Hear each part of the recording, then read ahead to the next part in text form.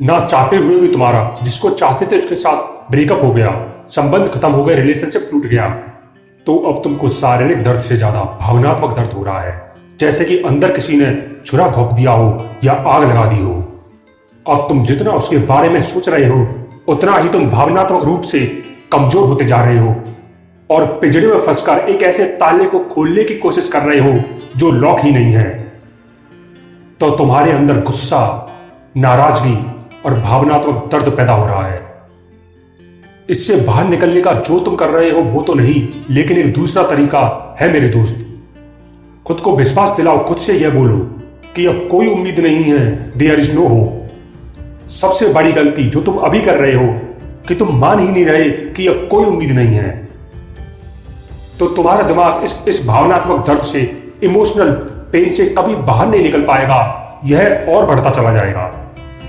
इस दुनिया में 7.5 अरब लोग हैं, उनमें से सिर्फ तुमको बस एक चाहिए, एक सफल रिश्ता बनाने के लिए। यह सच है कि तुम्हें उस जैसी कोई और नहीं मिलेगी, लेकिन यह भी उतना ही सच है कि तुम्हें उससे बेहतर दूसरी मिल जाएगी। हर इंसान के दिमाग में एक परफेक्ट गाय, एक परफेक्ट लड़की की इमेज बनी होती है, और जब उसको पहली लड़की मिलती है तो उसको लगता है यही वह है, और वह बाकी सबसे अपना ध्यान हटा लेता है। और जब रिलेशनशिप खत्म होता है, ब्रेकअप होता है, उसको लगता है सब खत्म हो गया।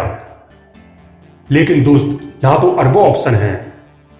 वो तो अरबों में से बस एक है। She is one of the billions. Breakup के बाद सबसे बड़ी गलती जो तुम कर रहे हो, किसको पर्सनली या सेल्फ एस्टीम पर ले रहे हो। इससे तुम्हारा ईगो हर्ट हो रहा है और तुम पागलों की तरह बिहेव कर रहे हो, उसको मनाना या यह उम्मीद लगाना कि सब ठीक हो जाएगा। यही कारण है कि तुम डिप्रेशन और तनाव को और ज्यादा महसूस कर रहे हो। तुम यह नहीं समझ रहे कि ऐसे इंसान के साथ रहना जो तुम्हारे लिए ठीक नहीं है, उससे अच्छा है अकेले रहना। तुमको बदला लेना है उसने जो किया, सबसे बड़ा बदला। तो बताओ मुझे, कैसे सबसे बड़ा बदला लोगे? क्या है सबसे बड़ा बदला? बताओ मुझे। क्या सबसे बड़ा बदला ये नहीं कि तुम उससे कोई बदला ही ना लो, उस पर कोई ध्यान ही ना दो, उसके लिए अपने अंदर कोई नफरत या प्यार ना रखो, और तुम अपनी जिंदगी में आगे बढ़ जाओ। अगर तुम अपनी जिंदगी में आगे बढ़ जाते हो तो कौन जीतेगा? अगर तुम उसको भूल जाते हो तो कौन जीतेगा? अगर तुम अपनी जिंदगी में बेहतरीन करते हो तो कौन जीतेगा? क्या यह सबसे सफल बदला नहीं होगा? तुम्हारे पास अब 2 ही रास्ते हैं, या तो सफलता के पीछे भागो, या फिर यह उम्मीद लगाकर अब भी कुछ हो सकता है, उसको मनाने में, जलने में और उससे नफरत करने में पूरा टाइम लगा दो। चुनाव तुम्हारा है। उसको दोष देने की जगह उसको धन्यवाद दो कि उसने तुमको मजबूत बनाया, उसने तुमको बेहतरीन बनने का मौका दिया, उसने तुमको यह पाठ पढ़ाया कि अब तुम अपनी जिंदगी में हर उस बंदे को या हर उस बंदी को अच्छे से डील कर सकते हो जो तुम्हारी लाइफ में आएगी।